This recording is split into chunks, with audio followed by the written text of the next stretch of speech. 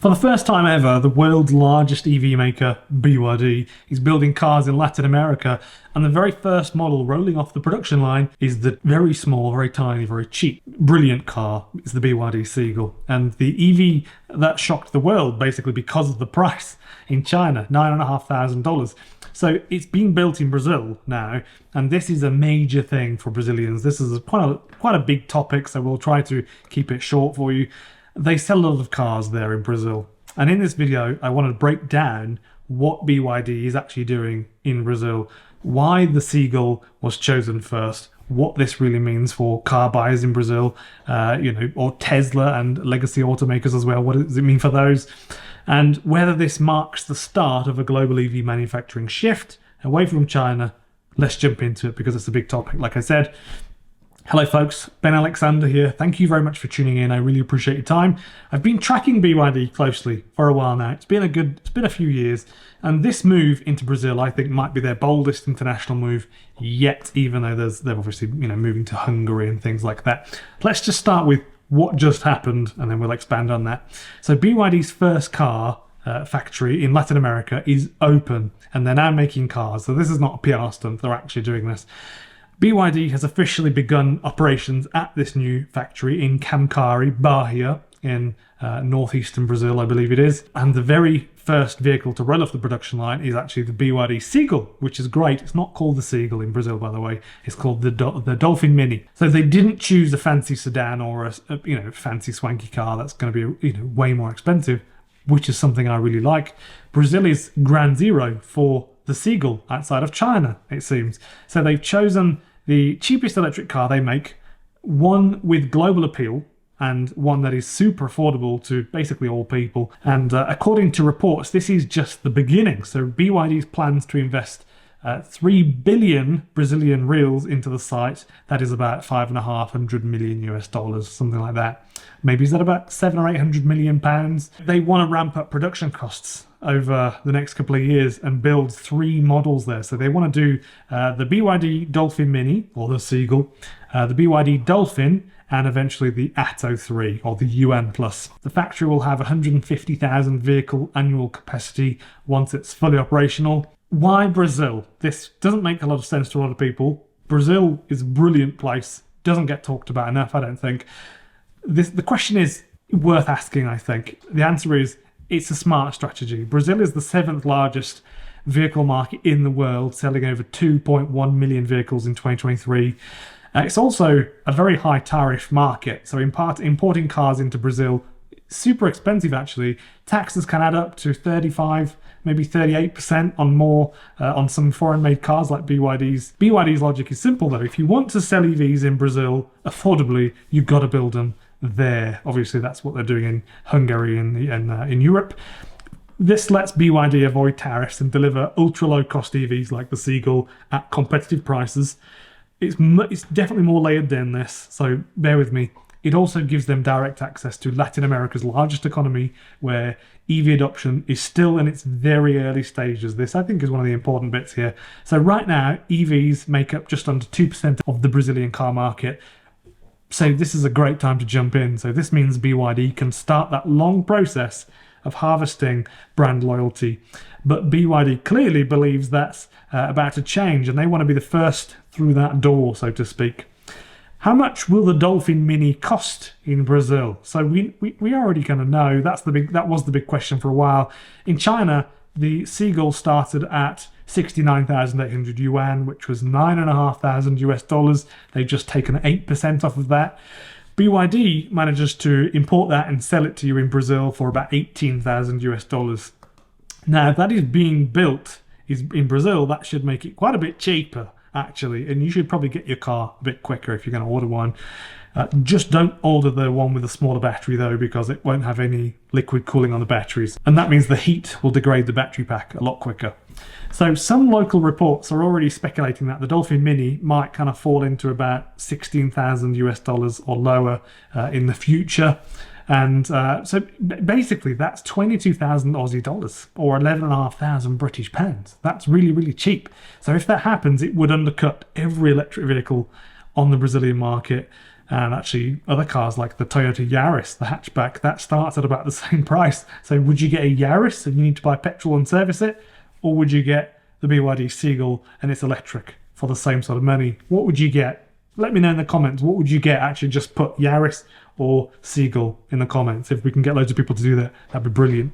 So what makes the Seagull so popular? Because the Seagull isn't just cheap, it's actually really, really great. It's a smartly packaged car for city driving, but it's also good for longer drives too. Here's a quick look at the spec sheet. So you've got a 30 kilowatt hour battery, obviously it's the Blade battery, and you've got 38.88 kilowatt hour in the extended one, which is the one to get because it has proper thermal management on it. So the battery can cool itself. So the range is either 240 or 300 WLTP kilometers. The power is 55 kilowatts or 75 horsepower. Top speed is 130 kilometers per hour, which is fast enough. Not overly quick, but it's fast enough for basically everybody. Fast charging, DC fast charging anyway, is 30 to 80% in 30 minutes, so that's pretty decent. 0 to 50 kilometers per hour is around 4.9 seconds, so that's fairly all right. In other words, it's a really good urban runabout. It's nothing special in that regard. It's just not fast or anything. It doesn't look spectacularly good. It's not pretentious. If you bought one, it's not so expensive. You'd be sad if you dented it that much, although maybe you would be a little bit. But BYD has already sold over 1 million of them in China alone in just over a year. So 1 million in a year in China. That is amazing. And actually it took them 10 years. It took Nissan 10 years to sell 1 million Nissan Leafs. And that was already a legacy brand. So the fastest selling EV in its category. It's a really big deal. This isn't just about Brazil though. It goes deeper than this again. BYD is testing its strategy for global production. So first in Thailand, then Hungary, now it's in Brazil. If this works, they are getting more experience and they can prove that their theory is good, that they can, they can localize production and still keep prices low. A massive threat to legacy automakers, a big deal. And I mean, some people would say a game changer. I wouldn't. And it is happening very, very quick anyway. BYD has overtaken Tesla in global EV deliveries twice already. In, I think, Q4 in 2023, Q2 in 2024. Tesla has no factory presence in Latin America, but now BYD does. And as the Brazilian economy rebounds, demand for affordable vehicles is basically just going to grow from now on. So who should be worried? I would say legacy automakers like Chevrolet, Fiat, or I don't know, Volkswagen. They all have strong positions in Brazil in the small car segment, but none of them can match BYD on price and electric drivetrain efficiency because the Seagull is really good, very, very efficient. Volkswagen's ID lineup, still mostly for Europe, obviously, and a little bit overpriced for a lot of other people, like say in Brazil, for example. I don't think they would want to pay that sort of money. Fiat is only just kind of dabbling in EVs in Brazil. They're not really there so much. So this is an open door, effectively. At this point, get in early while you can. The next thing to mention, how BYD's Brazilian Seagull might change the next year or two for Brazil. There are 3 big outcomes to watch here, I think. Number one, price wars. Local competitors will have to react. They will have to. If BYD makes the Seagull 90,000 reals, then it basically forces rivals to cut margins or offer incentives because they're going to have to, because they're not going to sell any cars.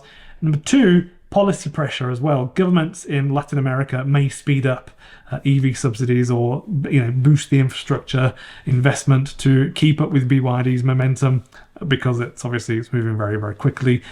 And the next one, I think, would be export potential. If successful, this factory could become a kind of export hub or a base to other South American markets like Argentina, Colombia, Chile, and beyond. I'm not an expert I don't know all of the countries in South America. Like I've said, Brazil and China, and by extension BYD, they're collaborative, and there is clearly not so much of an allegiance, but a desire to work together. And this is something that's been well documented, obviously. Brazil is a fantastic place to own an EV, in my opinion. There are already people there now having done multiple people that having done 200,000, or even one person I know, 250,000 kilometers in a BYD Dolphin. I think there's somebody with over 100 and something thousand in a BYD Seagull now. So they're growing the charging infrastructure really quickly. And it was 4,000 rapid chargers at the end of last year in 2024, which is obviously a bit behind China in sheer numbers, which is 2.4 million rapid chargers. But it's a good start, I think, when you see actually the size of the population, how many vehicles they sell every year, and how many are electric. So it's pretty decent. Something interesting to note here is that the brand new Seagull is going to be 89,000 reals. That competes directly with used ICE cars in Brazil, based on the fact that the average price of a 5-year-old used petrol car in Brazil is the same price as a brand new BYD Dolphin. I also don't think in Brazil they have the same stigma around Chinese vehicles or China as other countries in the West have had. But I can see that is changing and going away very, very quickly in places like Australia and England, for example. It's not a strong sentiment, I don't think, in Brazil. Although if you are Brazilian, please let me know in the comments what you think, or if I'm wrong, or agree if you think I'm right. I know lots of people from Brazil who are watching, so hello to all of you from Brazil. There you go. BYD has 1 million BYD Seagull sales. Now they're building the car in Brazil for the Brazilian market, and I suppose the South American market. It's cheap. It's it's a smart car. It's clearly strategic. I think this whole setup they've got going on, it might just be the start of a much bigger shift in how and where electric cars are made as well. Let me know in the comments, would you buy a locally made BYD Seagull for about 16,000 US dollars? Or I think that's about 18 or 19,000 British pounds. And which country do you think BYD should expand into next? Thank you very much for watching. I just want to have a second here.